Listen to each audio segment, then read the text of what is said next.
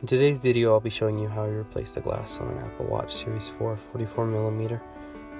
You can see that the glass is severely broken here.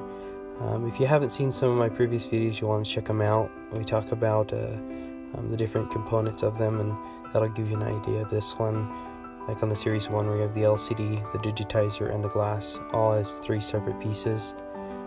Whereas on, say, like the Series 2, like this one right here, there on the left, the glass and digitizer are one piece, and they aren't separable like they are on the Series 1 and now the Series 4. And here the Series 3 again, so you guys can see that. I do recommend watching these videos because I do go over some details that I may skip. Also, I'd recommend watching one of my iPhone X glass repairs, because I talk about the digitizer, and the digitizer on the Series 4 is almost identical to the way that it works on an iPhone X. It's something that can be easily damaged, and you need to take that into consideration when doing the repair. Anyway, well, let's get started with the repair. Alright, first things first, we're going to go ahead and get the glass up. I took some time and popped out some of the shards that were holding it back.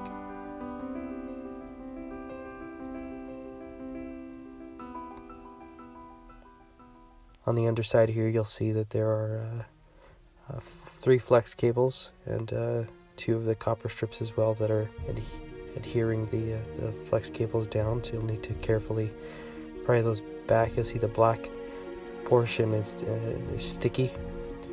Once you've done that, you'll need to pull up the little stickers that are covering the connectors. This material is thinner and stickier than on all the previous models, so it's really hard to get it up without mangling it. Carefully reach in and pry up each one of the connectors so that you can free it and pull it away from pull the display away from the rest of the device.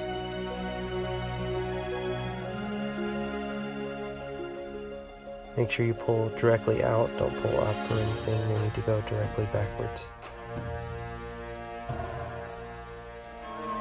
That's what the inside of it looks like. Here I've gone ahead and put some tape around it to keep all the glass in one place, and I'll go ahead and align it with my vacuum on this heat plate so that it doesn't move. We'll let it warm up for a few minutes. I've got the temperature set at around 80 degrees Celsius, I believe, so it's a fairly hot heat plate. These displays can take quite a bit of heat, but they are very sensitive, especially the digitizer in these cases. So I carefully take my wire, as you might be able to see, and I slide it in between the adhesive and the digitizer. This isn't something that could be done on the Series 2 or 3. Sorry for the shakiness. I didn't realize until partway through that the vacuum was causing vibration in the table and messing with my camera. But it wasn't something that I could really easily correct. So just bear with it. It isn't that necessary to see this perfectly clearly anyway.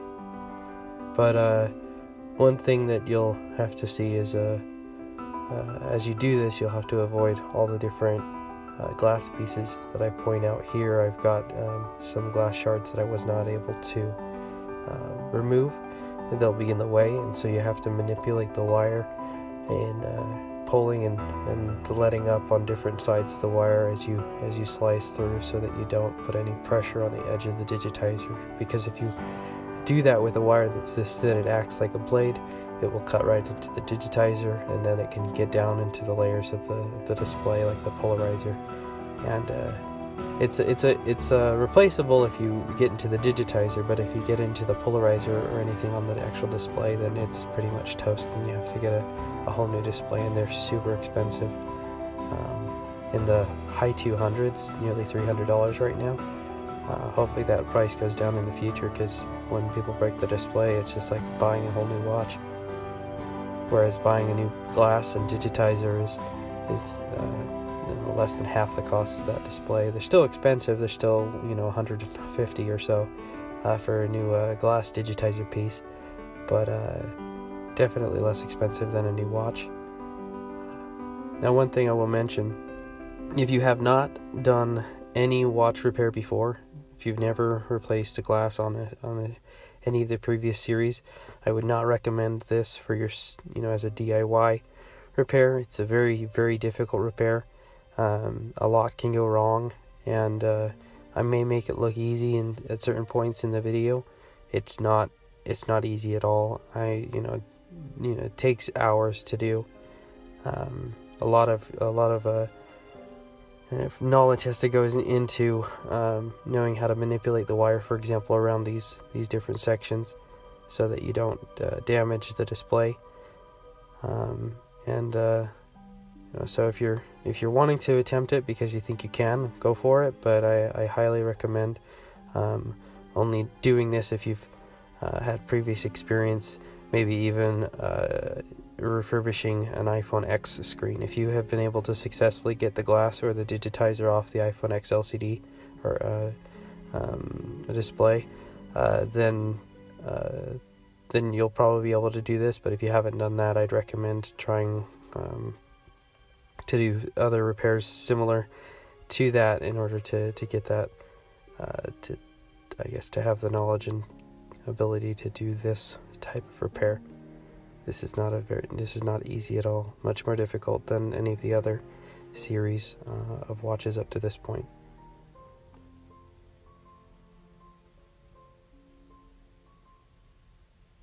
Looks like I just have a little bit left there with a wire. We should be free and clear.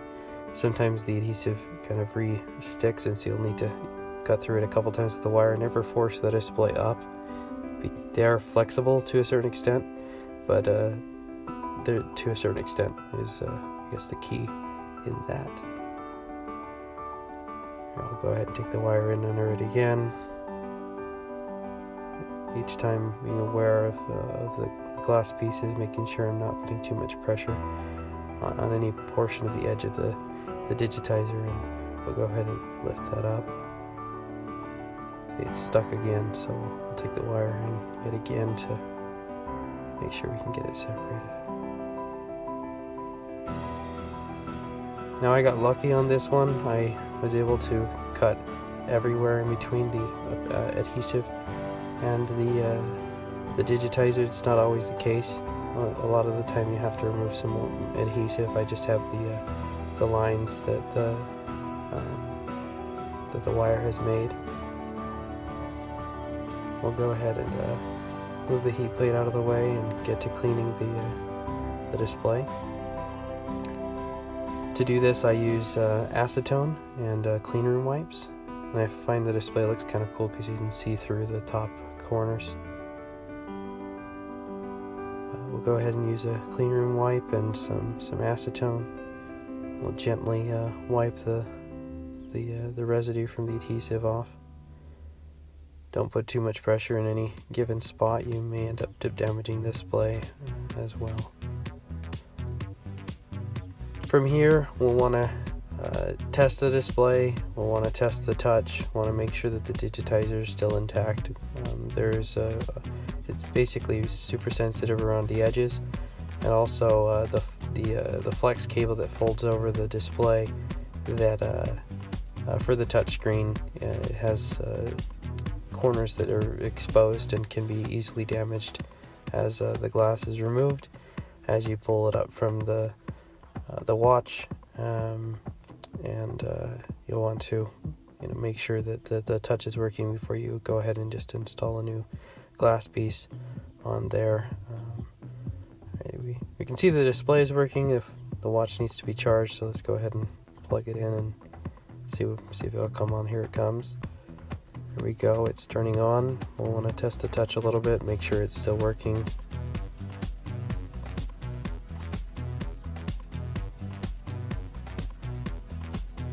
It's a little tricky to do while filming with one hand and having a display that moves around on you. But you do what you gotta do, I guess. Go. See the touch is working to the extent that I can show that at this point.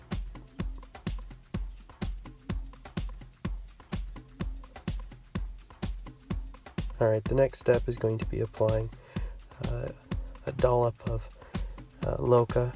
It's liquid optical clear adhesive. And we'll go ahead and take our new glass lens and we will carefully let it touch the Loka and spread out evenly to the edge.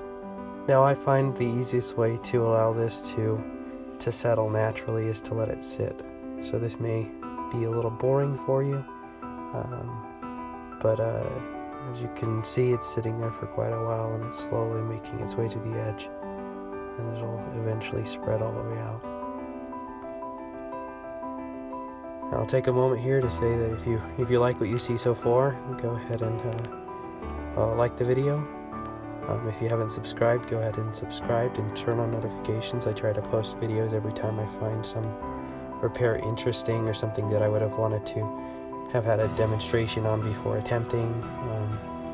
I like to put things out there that are maybe a little bit more difficult, seeing as watches are very difficult. I love those repairs and I've wanted to share with the world how to fix them. And also, if you need to fix your Series 4, you can contact me with an email that'll be provided in the description below, or you can send the watch and to get it fixed, or you can definitely fix it up like I did this one for you, like I'm doing for the customer that sent this one in to me. So, alright, now that I've let it sit long enough, I'm confident that if I give it a little bit of pressure, I can push out the bubbles. This isn't something I'd recommend doing early on because you'll regret it with a lot of bubbles, and it's something that if you don't have an autoclave to get out the bubbles, I wouldn't recommend it. And most of you probably don't have an autoclave or a pressure pot at home to put this in, but I do. So we'll go ahead and put that in there for a few minutes, and that'll allow us to make sure the bubbles are completely gone from the inside. Next thing I'll do is I'm going to flash it a few times with a UV light, make sure it's aligned. The UV light's going to cure the Loka onto the display, make sure it's nice and centered, and this will give us a beautiful finish. Making sure we have no bubbles, no contaminants in there, and get it nice and aligned so that when we turn it on, it looks like it never broke in the first place. Once I'm confident that it's been centered, I'm going to hit it for quite a few minutes with the light. I'm going to clean it in the process just to make sure I'm not missing any of the bubbles. And then on the inside, I'm going to go ahead and clean it up. Now, here I like to be a little more careful, and I use 99% alcohol, isopropyl alcohol, to clean up the inside of any residue from the Loka that leaked in. I like to take my time there with that and go around the edge. And then once I've cleaned up any spill out, and I'm going to go ahead and hit the inside with the UV light and make sure we cure any of the borders of the display as well, so that the Loka doesn't seep into the device, which even if it did, it would be so small that it wouldn't do anything because there's not a lot left in there anyway. We'll go ahead and hit the front again with the light, make sure it's definitely solidified and everything looks good. And then the next step is simply testing it and making sure that it works.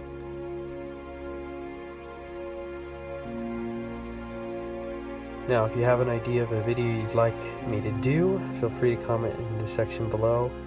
I'm not always aware of what people are wanting to see. I just put up what I would have wanted to see.